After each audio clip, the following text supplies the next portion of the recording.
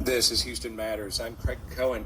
Every Tuesday, Houston Matters offers you an opportunity to speak directly with an area elected official. Today, we welcome your questions for Houston City Council member Edward Pollard. He represents District J in Southwest Houston, primarily just south of the West Park Tollway from 610 to Beltway 8, including the neighborhoods of Gulfton, Sharpstown, Braeswood, and Bel Air.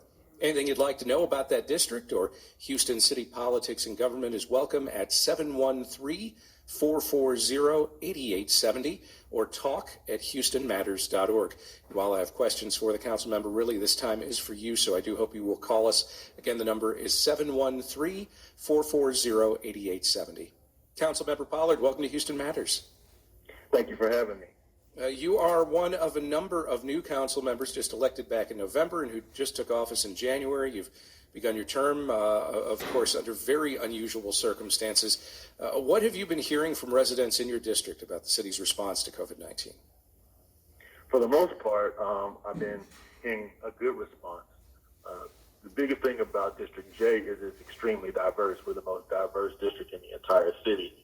And so you're going to have people from different backgrounds, cultures, and ethnicities. And because of that, there's going to be a language barrier, sometimes a culture barrier. And so the biggest thing for us is to always try to give them accurate information. And we've been doing a good job of that. Who in your district is maybe facing the most significant challenges, whether we're talking about health-wise or economically, kind of across the board? So, of course, our district is 85 to 87% renter. We have a lot of apartments, more apartments than anywhere else in the city. And those who are in some of the apartments are facing significant impact due to the COVID-19 pandemic. This is because many of them are affected by the stay-home, work-safe order. A lot of their jobs have either been furloughed or they've been laid off and not been able to go to work. And this has had a direct impact on their lives. So many of the people who are in the apartment, especially lower income, are feeling the impact.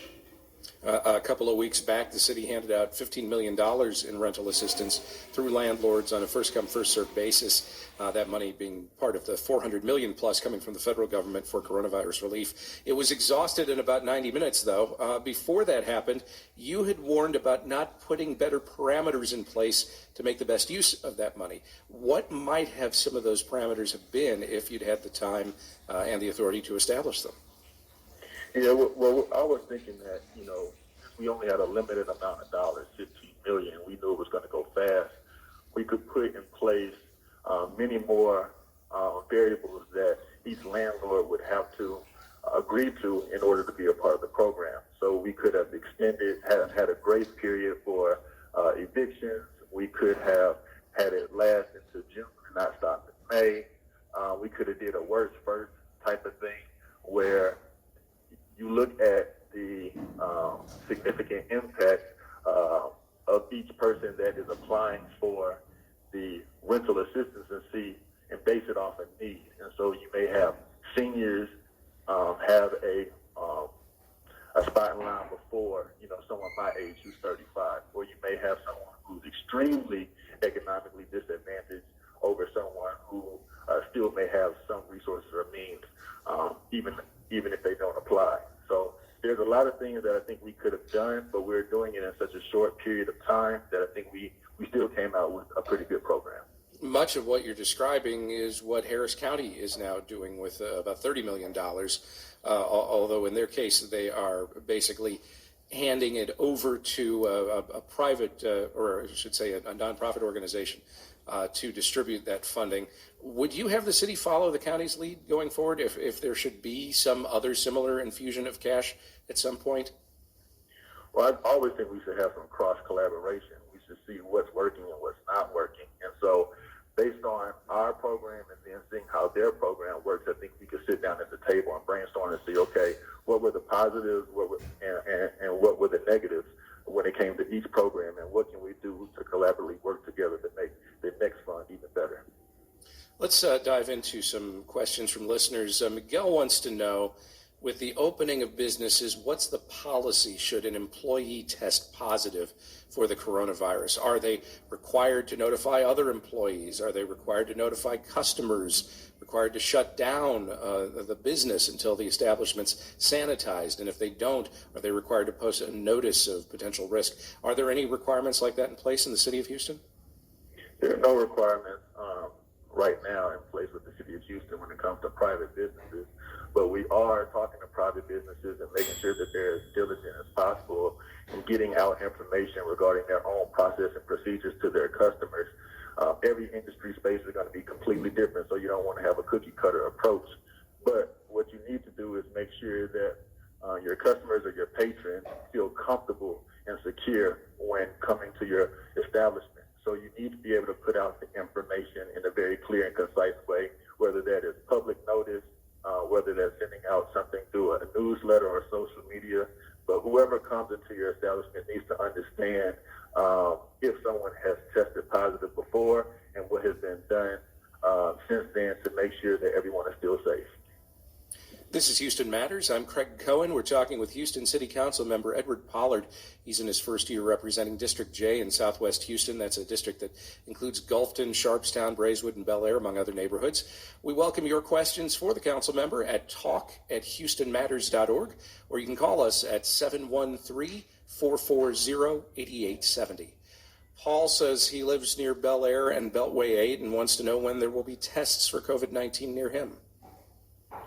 So we're working on bringing mobile testing units all throughout the district, and so that's a plan that my office and the health department is in current talks with the mayor's administration to make happen.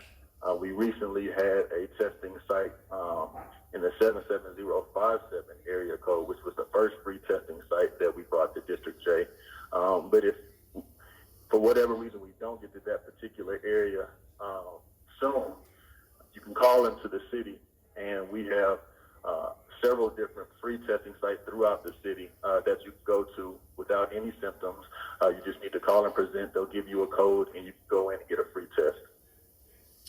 We have a question from Cynthia about pickup for bundled yard and recycled leaf bags. She says was changed from pickup day of Tuesdays to Wednesdays, but she's frustrated that she says, what good is the program if they never pick it up? She says, my bags fall apart. They sit out for weeks. I worry when it rains hard, it's all going to wash away and clog up sewer drains. She says, on average, it takes 4 weeks to pick up, and sometimes we're still waiting. She even posted a picture of the stuff she has sitting out in her yard waiting for pickup. She says, my neighbors have given up on the program. Please help.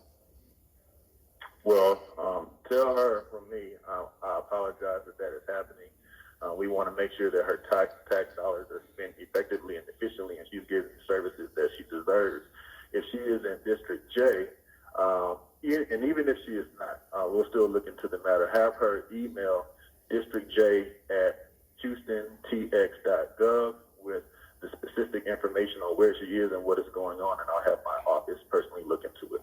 Okay. Emmanuel writes, before the coronavirus pandemic hit the Houston area, crimes like break-ins were high in Houston, in particular in Sharpstown.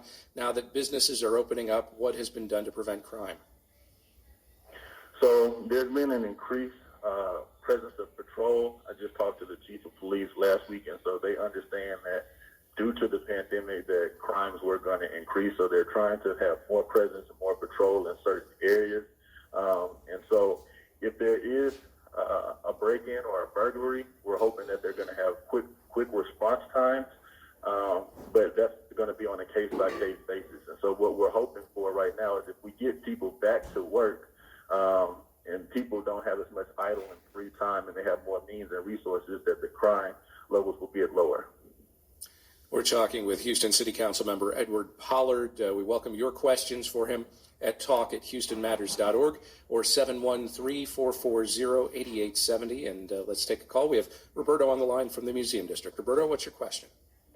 I used to live in that area, the Napoleon Square Apartments, and it was about 30 years ago. The neighborhood really changed into immigrant, working class, and Hispanic. I want to back up a little bit. Why did you want to run for city council, especially representing that area? And do you speak Spanish? Thank you. All right, thanks for the call. So there are about 3 questions in there, so let me take them one by one. Yes, the Napoleon Square area is now extremely diverse, It's actually known as the Ellis Island of Houston. There's probably about over 50 different languages spoken in maybe a 1 mile radius.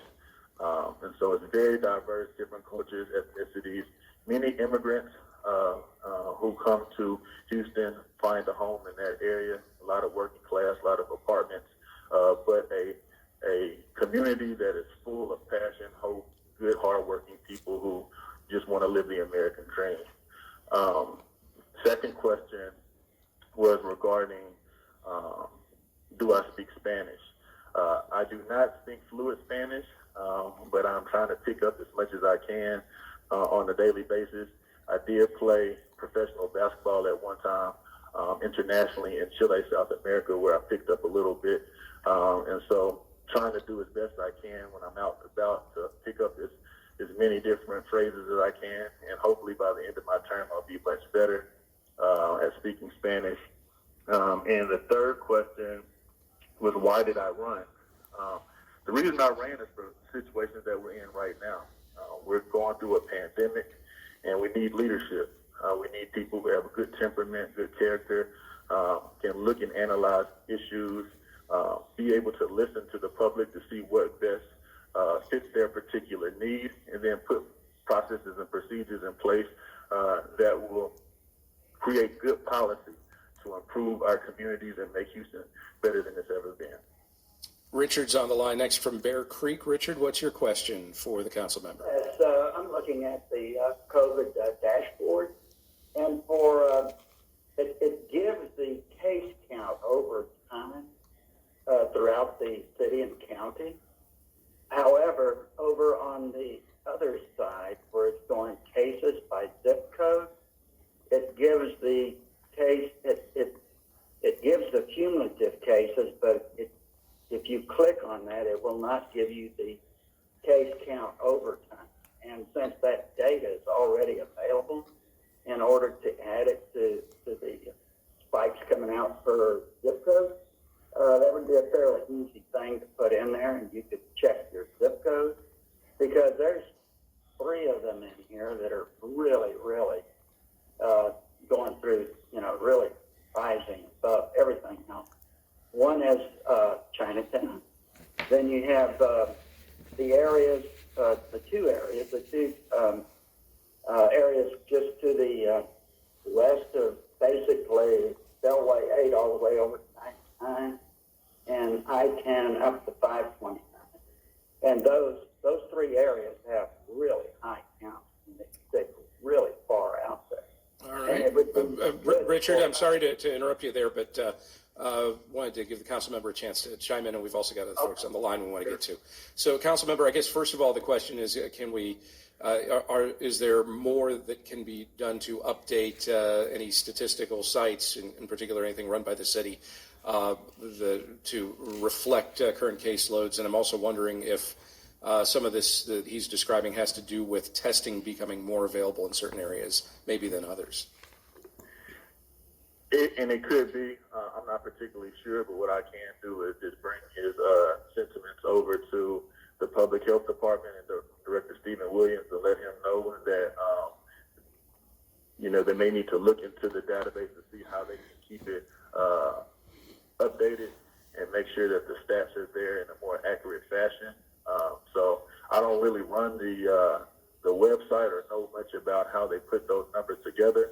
But I will let the director know that there are some concerns that the numbers aren't up to date. Okay, great. Let's next go to Fred. Fred, what's your question for the council member? Councilmember Pollard, Craig, I want to shout out and thank the council member for his leadership and for the food distribution that he is planning for this coming Saturday at the Plaza America Mall, and I want to thank him for arranging that. Okay, thanks for the call. Council member, can you tell us more about this event? Yeah, well, thank you for the call. We are partnering this Saturday to do a mass free food distribution event. We're partnering with the Houston Food Bank, the Southwest Management District, and the Ardenwood Group. And that event is going to be at Plaza America's Mall, which is 7500 Bel Air. and it will be from 11 a.m. to 1 p.m. There's no registration needed, but we plan on giving out thousands of boxes of food to families in need. We've also partnered with Memorial Hermann Southwest, who will be out giving PPE and resource health kits. And so it's a good opportunity to come out and get food if you're in need, as well as PPE to keep you safe in the coming days. Councilmember, earlier this month, the Houston City Council voted to approve a $1.14 annual lease fee on city-provided garbage bins. Mayor Turner argued it was a way to avoid additional furloughs in the upcoming budget. San Antonio and Austin have fees like this, actually at larger amounts, but you voted against it. Can you tell us why? I voted against it because I was told that your trash services would not be improved by adding a lease fee to your bin. And so if your services are not going to be improved, that's one reason for me to vote no. Another reason was because we're going through a pandemic right now. And I don't believe it's a good policy to put an additional financial burden on the taxpayer. When we're furloughing people, people are being laid off, people can't go to work. They're in lines for hours just to get food and masks. And so to put an additional fee on them in the middle of a pandemic, I don't think it's a good look. And so that's why I voted no. I do think we need to look at the overall solid waste program and see how we can improve our trash services in a significant way. The other cities do have a more significant trash fee that they pay each month, probably between $18 and $30. And so I think that's something that we need to educate the public on, the benefits of having something like that, and then letting them decide if that is something that they would like to pay into. And if so, we should put something much more comprehensive together to improve our trash service. Anything else, any other reactions you have to Mayor Turner's proposed budget for the next fiscal year? Well, the budget is definitely going to be extremely tight, but I think this gives us an opportunity to really scrub the budget and be as efficient with your tax dollars as possible. We're going to be able to see what we truly need and what was just a want. And because of that, I think we should be in a better position going into next year and being as lean as possible and as efficient as possible with your tax dollars. The good thing about it is that we do have CARES Act dollars that have already come into the city. As you mentioned, there's $404 million coming from the federal government, and the language on how to use those federal dollars is very broad. And I'm actually working on sending a letter to the mayor today that outlines my perspective on how we can use those CARES Act dollars. And as long as it is something that wasn't currently budgeted for in our current fiscal year, and we can reasonably justify that the expense is related to COVID, then we can use those dollars. And I think we can put those dollars through to public safety, our first responders, police and fire. It may be able to avoid some of the furloughs that the mayor has proposed, but it's very broad language, and I think we can be extremely flexible with how we interpret that language and put that money to good use. Unlike other Texas cities, Houston has a strong mayor system, so city council members have maybe a little less authority here than they might in some other cities across Texas. Has that been frustrating for you thus far? Not at all. I really like the fact that we have a strong mayor form of government. The mayor ran in the city as a whole, elected him to lead, and if I was in his position, I would want my platform and my policy and my issues to be on the forefront and try to gain support from that. People say that this is a strong mayor form of government, but if you look at it, although the mayor sets the agenda and is the only one that can put something on the calendar, he still needs 9 votes to do anything. And so the council still has a very strong say in what goes forward. And without those 9 votes from around the horseshoe, you can't push anything forward. So I still think there's a lot of collaboration, and there has to be a lot of communications from the administration to council in order to push things forward. That said, are there some priorities that you might have, things you'd want on the agenda that just never actually get heard? Well, my biggest thing right now is getting more projects for District J on the agenda. And so I've been talking to the administration about some of our priority needs different street projects, things that relate to public safety, and especially when it comes to some of our community centers and some of our recreational playgrounds and parks. I would like to see improvements in those areas, and so I push the administration to put things that have been on our CIP list on the agenda so that we can get some improvements and some much needed things brought to District J. It sounds like that's something you have to kind of lobby for behind the scenes, right? Well, you have 16 different council members, and everybody wants something, right? And you only have a limited amount of dollars. So there is a little bit of lobbying going on. I think that the mayor and his administration do a good job of making sure that it's equitable across the board for each district to get certain things. But of course, we want as much as we can have. So I am behind the scenes doing all that I can do to make sure that we bring as much improvement to District J as possible. Edward Pollard represents District J on the Houston City Council. Councilmember Pollard, thanks very much.